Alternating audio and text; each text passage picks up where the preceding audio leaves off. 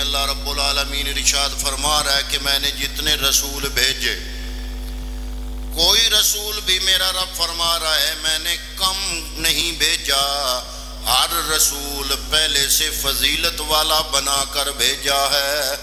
جیسے کوئی بندہ اپنا مال لے کے دکان پہ بیٹھ جاتا ہے تو کہتا ہے میرا مال ایک سے ایک ودیع ہے، اللہ رب العالمین فرما رہا ہے 1.25 لاکھ نبیوں کی اس لڑی میں 313 رسولوں کے اس دائرے میں رب العالمین نے کوئی رسول بھی کم نہیں بھیجا، بلکہ ہر رسول کو اللہ فرما رہا ہے ایک سے ایک بڑھ کر میں رب العالمین نے فضیلت عطا فرمائی ہے۔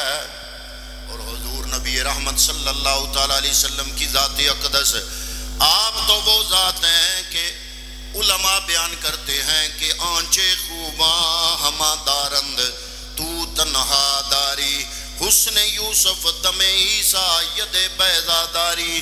حضرت یوسف علیہ السلام کا حسن ہو یا ید بیضا حضرت عیسیٰ روح اللہ کا ہو، حضرت کلیم اللہ کے معجزے ہوں، 1.25 لاکھ نبیوں کے جتنے کمالات تھے اللہ رب العالمین نے وہ سارے کمالات اکٹھے کیے، ایک ذات بنا دی جسے محمد مصطفیٰ کہتے ہیں۔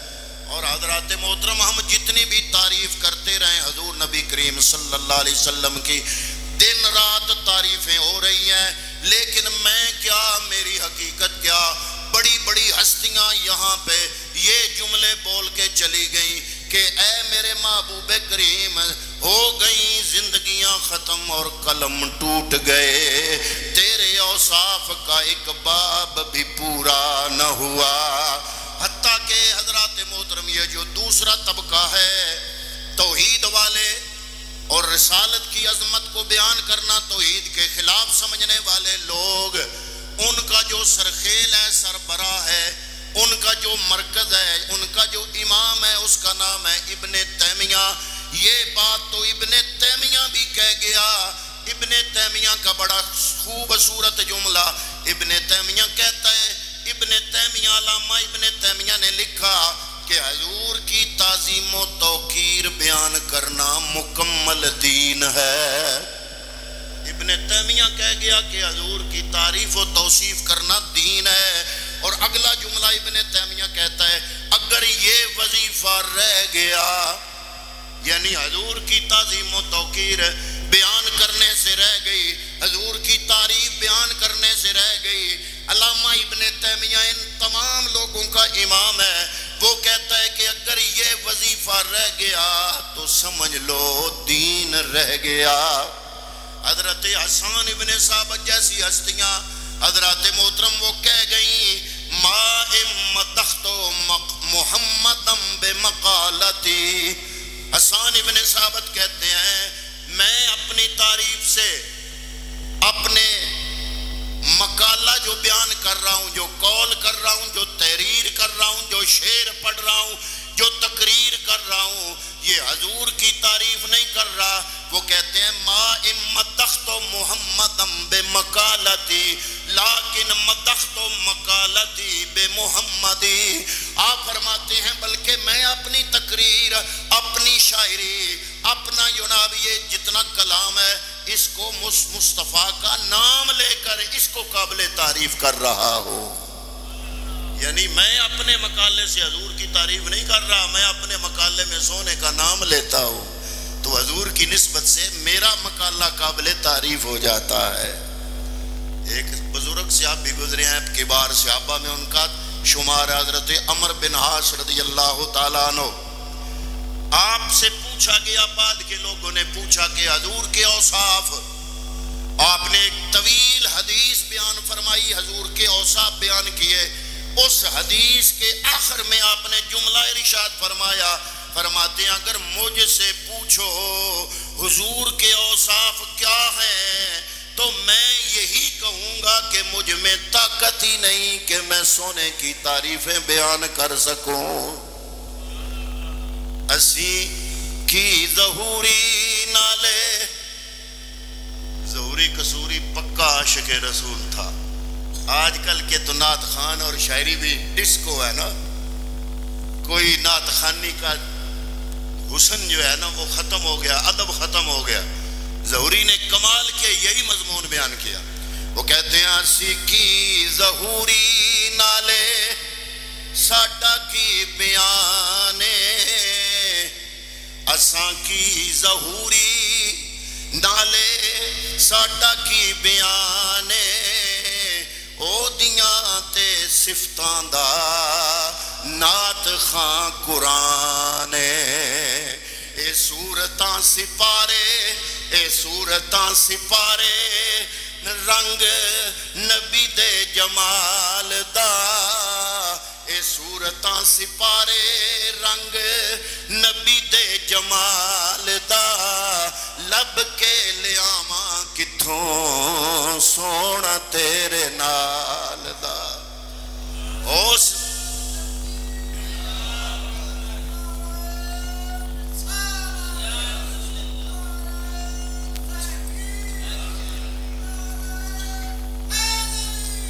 حضرات محترم، آج کا امتی اس سونے کی تعریف کیسے کر سکے گا؟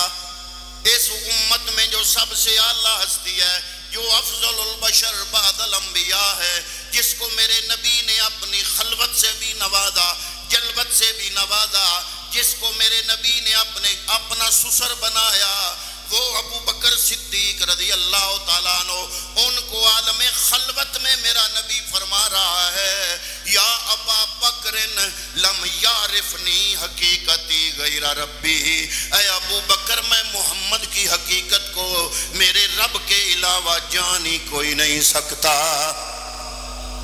ہم مسلمان جو علماء بنتے ہیں نا دینی مدارس میں، مسلمانوں کے علماء اسلامی مدرسوں میں، دینی مدارس میں، ان کو ایک کتاب پڑھائی جاتی ہے، اس کتاب کا نام ہے شرح عقائد نفسی، شرح عقائد نفسی، عقائد پر مشتمل ہے، عربی کے اندر کتاب ہے، علماء سبکن پڑھتے ہیں، بڑی مشکل ہے، اس کی شرح ہے، اس کا نام ہے شرح النبراس، شرح النبراس، شرح عقائد نفسی کی شرح ہے، اور اس کے لکھنے والے ہیں حضرت ابو الحسن رفاعی رحمت اللہ تعالیٰ علیہ، بہت بڑی علمی اور روحانی شخصیت ہے۔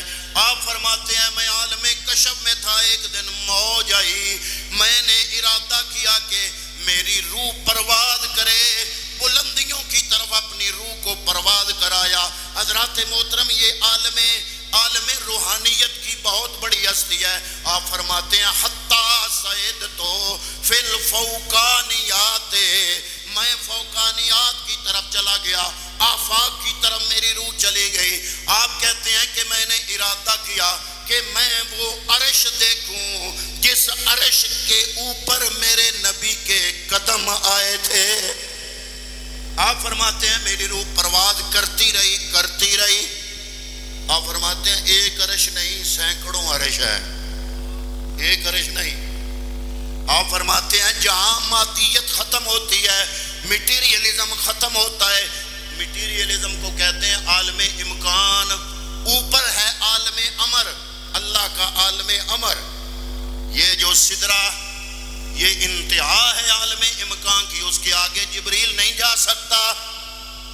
آپ فرماتے ہیں عالم امر اور عالم امکان کے درمیان ایک عرش رب نے بنایا ہے، وہ عرش عالم امر اور عالم امکان کے درمیان برزخ کا کام دیتا ہے۔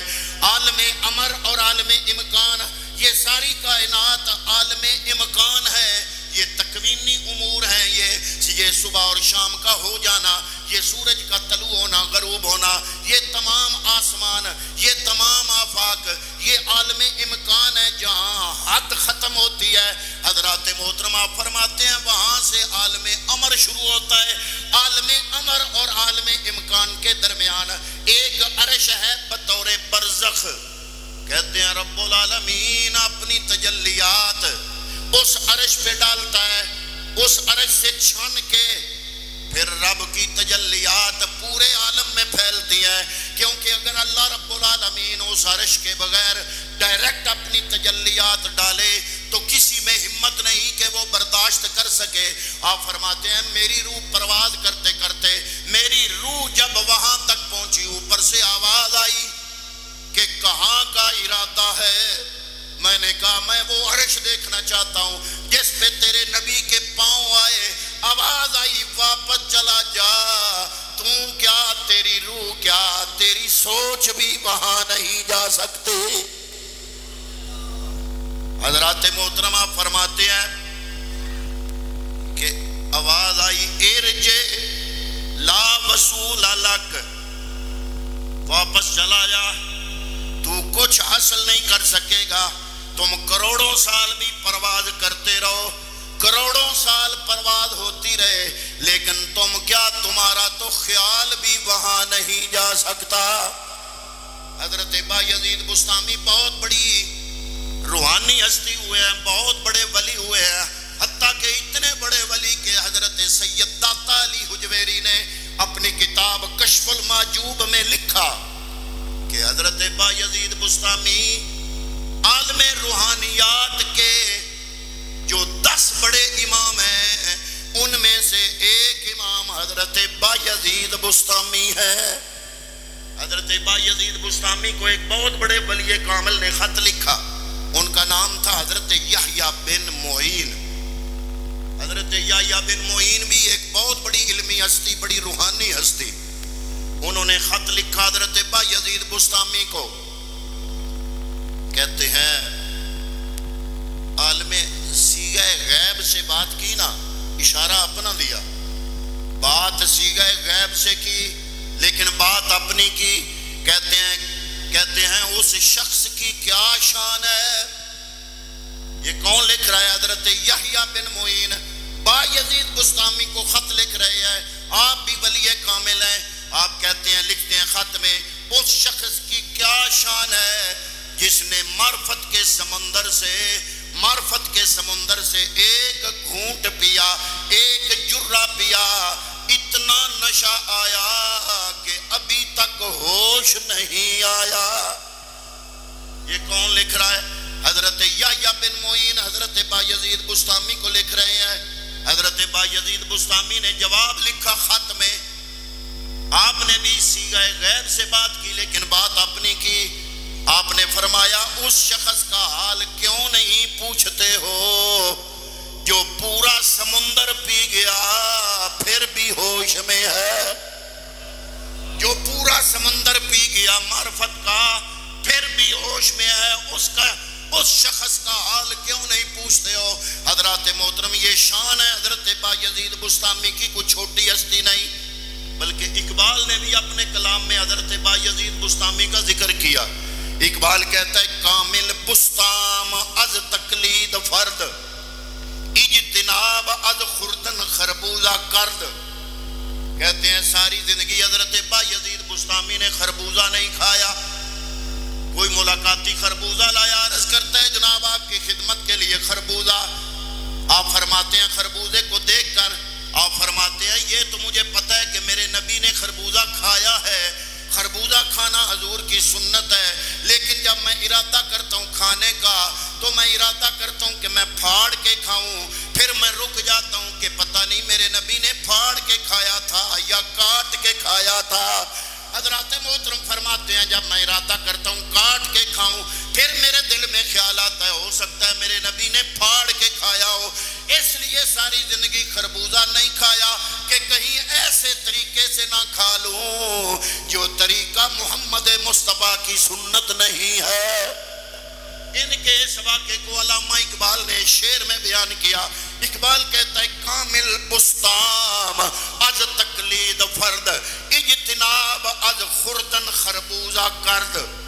اگر مصطفیٰ کی اطاعت کا رنگ دیکھنا ہو تو بایزید کو دیکھ لو، جنہوں نے ساری زندگی خربوزے سے ہی پرہیز کر لی۔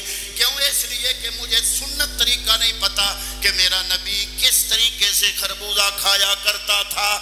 حضرت بایزید بسطامی رحمت اللہ تعالیٰ علیہ آپ فرماتے ہیں حضرات محترم یہ مقام ہے، آپ کے اور بھی بڑی مناقب ہیں لیکن آپ کا عنوان نہیں، عنوان ہے مصطفیٰ کی تعریف، حضور کی عظمت بیان کرنا۔ حضرات محترم حضرت بایزید بسطامی فرماتے ہیں کشف میں میری روح نے پرواز شروع کیا، میں نے ارادہ کیا وہ عرش جا کے دیکھوں جس عرش پہ معراج کی رات بعد سونے مصطفیٰ نے قدم رکھے تھے. فرماتے ہیں میں چلتا رہا, میری روح اڑتی رہی. جب میری روح کا مقام انجام آیا, انتہا کا مقام آیا, آپ فرماتے ہیں میرے نقطہ آغاز سے لے کے نقطہ انجام کے درمیان 1000 نور کے پردے تھے جو میں نے کراس کیے.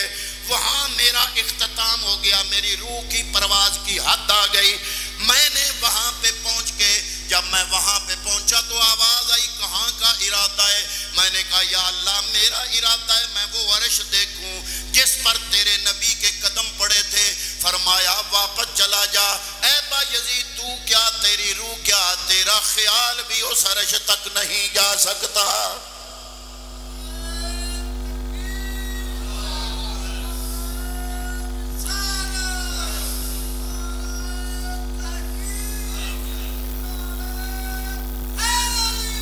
وہی ہے جو حضرت شاہ ولی اللہ نے کی. حضرت شاہ ولی اللہ سے کسی نے پوچھا, آپ نے فرمایا میرے نبی کی ساری زندگی تعریفیں کرتے رہو کرتے رہو کرتے رہو, میں کیا, میری حقیقت کیا؟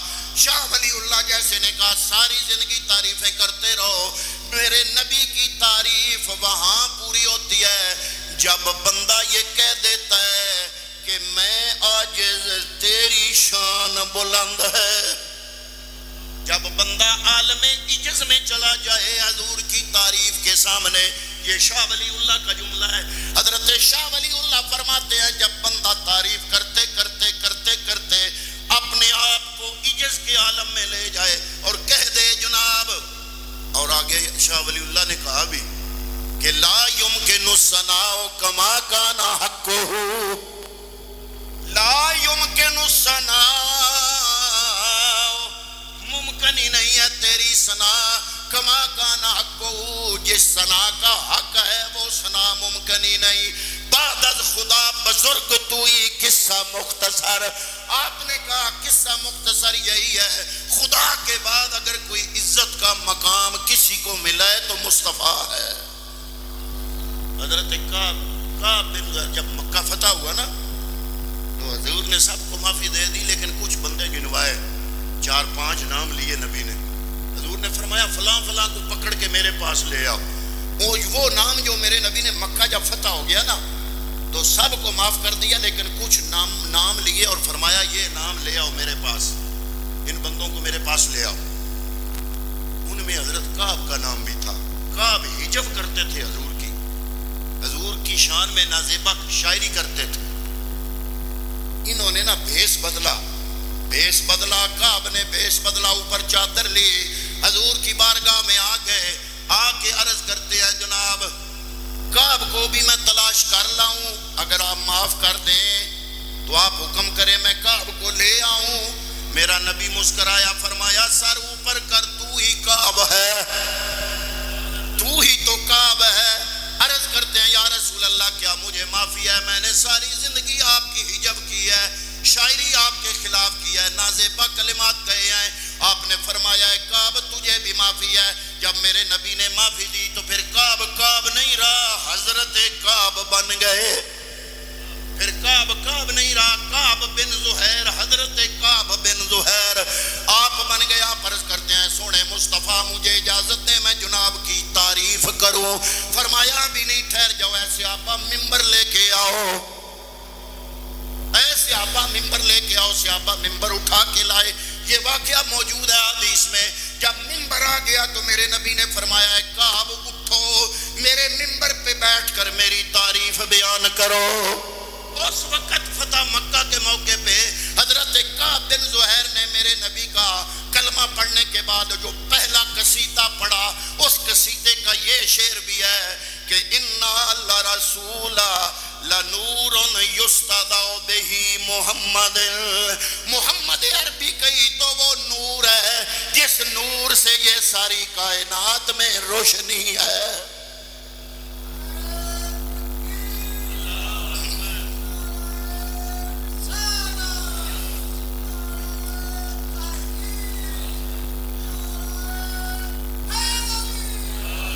محمد من سیوف اللہ مسلول, یہ وہ ہندی تلوار ہے جو اللہ اللہ کی طرف سے ہے اور جس کی چمک کائنات میں چمک رہی ہے.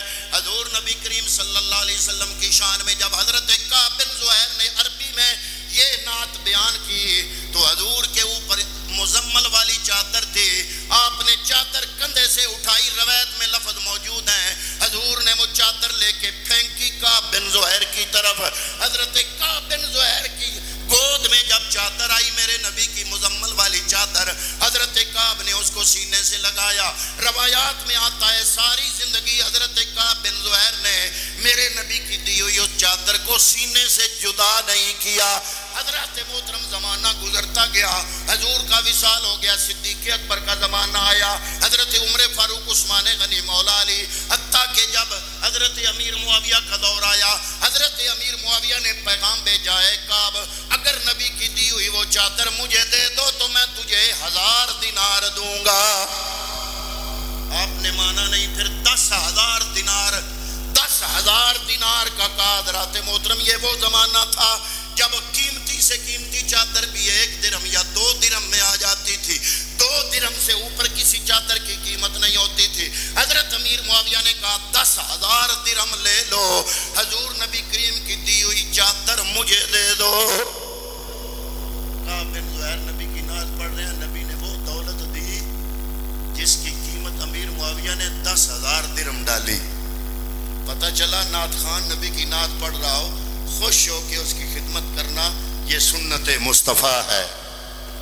وہ ہم نعت خان کو نہیں دے رہے ہوتے, ہم نبی کے قدموں پہ لٹا رہے ہوتے ہیں, وہ حضور کے قدموں پہ لٹا رہے ہوتے ہیں. تو حضور نبی کریم نے وہ چادر جو حضرت کعب بن زہیر کو دی, حضرت امیر معاویہ کہتے ہیں 10,000 درہم لے لو, یہ چادر مجھے دے دو. آپ نے 10,000 درہم قبول نہیں کیے اور وہ چادر اپنے پاس رکھی. جب حضرت کعب بن زہیر کا وصال ہوا تو آپ کے خاندان میں وہ چادر گئی. بعد میں پتہ کیا ہوا, حضرت امیر معاویہ نے 20,000 درہم ان کے خاندان کو دے کے وہ چادر منگوا لی. حضرت امیر معاویہ کے بعد مسلمانوں کے جتنے بادشاہ آتے تھے, جب ان کو تاج پہنایا جاتا تھا تو وہ چادر جس کو انعام کے طور پہ, نعت کے انعام کے طور پہ میرے نبی نے کعب کو دیا تھا, وہ چادر اس بادشاہ کے اوپر ڈالی جاتی تھی. حضرات محترم, حضرت کعب بن زہیر رضی اللہ تعالیٰ عنہ, آپ نے میرے نبی کی جو تعریف کی, اِنَّا لَرَسُولَ لَنُورٌ يُسْتَضَعُ بِهِ مُحَمَّدٍ, محمد مصطفیٰ کے نور سے یہ کائنات روشن اور منور ہے. نابغہ جودی ایک صحابی ہوئے ہیں, وہ بھی میرے نبی کی تعریف بیان کیا کرتے تھے. حضور نے ان کو دعا دی. ایک دن میرے نبی کی نعت پڑھ رہے ہیں, حضور نے فرمایا لا یفد اللہ فاک, اللہ تیرے منہ کو سلامت رکھے. میرے نبی کے منہ سے یہ دعا نکلی نعت کے انعام میں.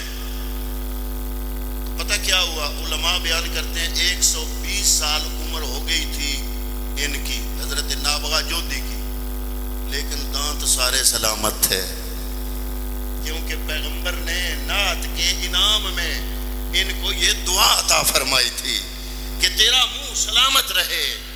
حضرات محترم, حضور نبی رحمت صلی اللہ تعالیٰ علیہ وآلہ وسلم کو اللہ رب العالمین نے جو شان اور مقام عطا فرمایا, رب نے قرآن میں واضح کر دیا, فرمایا تلک الرسل فضلنا بعضهم علی بعض, ہر رسول پہلے سے فضیلت والا, لیکن جو میرا آخری رسول جناب محمد مصطفیٰ ہے, 1.25 لاکھ انبیاء کا امام یہی ہے.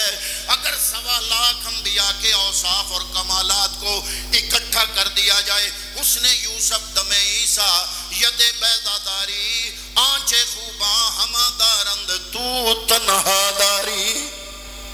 حضور فرماتے ہیں 5 چیزیں مجھے وہ دی گئی جو کسی نبی کو نہیں دی گئی.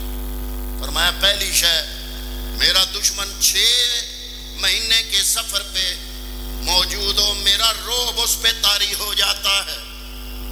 نمبر 2, فرمایا پچھلی امتوں کی عبادتیں اور نمازیں صرف ان کے عبادت خانے میں ہوتی تھی, میری امت کے لیے رب نے پوری زمین ہی مسجد بنا دی. جہاں ٹائم ہو وہاں ہی پڑھ لو۔ نمبر 3، حضور نے فرمایا یہ چیزیں کسی اور نبی کو نہیں ملی، مجھے ملی۔ تیسری چیز فرمایا اللہ نے میری امت کے لیے مال غنیمت کو حلال کر دیا۔ چوتھی شے فرمایا میں اس وقت شفاعت کروں گا جب سارے نبی نفسی نفسی پکار رہے ہوں گے۔ ہر نبی کہے گا نفسی نفسی فذهبوا الی غیری، اور نبی ہوں گے جو کہیں گے فذهبوا الی غیری، میرے نبی کے لب پر انا لہا ہوگا، میرے نبی کے لب پہ آنا لہا ہوگا، اور میں ہوں۔ پانچویں چیز حضور نے فرمایا بعثتُ الناس عامۃً، میں کوئی نبی کسی قوم کی طرف مجھے رب نے تمام عام انسانیت کے لیے نبی بنا کے مبعوث فرمایا۔ حضور نے فرمایا کل قیامت کے دن سب سے قبر پہلے میری کھلے گی، لا فخرا، فخر نہیں ہے، سب سے پہلے شفاعت میں کروں گا، لا فخرا، میں فخر نہیں کر رہا بلکہ تحدیث نعمت کے طور پر بیان کر رہا ہوں۔ حضور نے آگے فرمایا کوئی جھنڈا نہیں ہوگا، میرا جھنڈا ہوگا، آدم سے لے کے روح اللہ تک سارے نبی میرے جھنڈے کے سائے میں ہوں گے۔ ولا فخرا، فخر نہیں۔ آپ ذرا اندازہ لاؤ یہ جملہ عام نہیں ہے۔ آدم جو اول بشر مسجود ملائکہ ہے میرے نبی کے جھنڈے کے سائے میں، نوح آدم ثانی میرے نبی کے جھنڈے کے سائے میں، ابراہیم خلیل اللہ جن پہ نمرود کی آگ ٹھنڈی ہو گئی تھی، ادھر کمال اتنا ہے، لیکن قیامت کے دن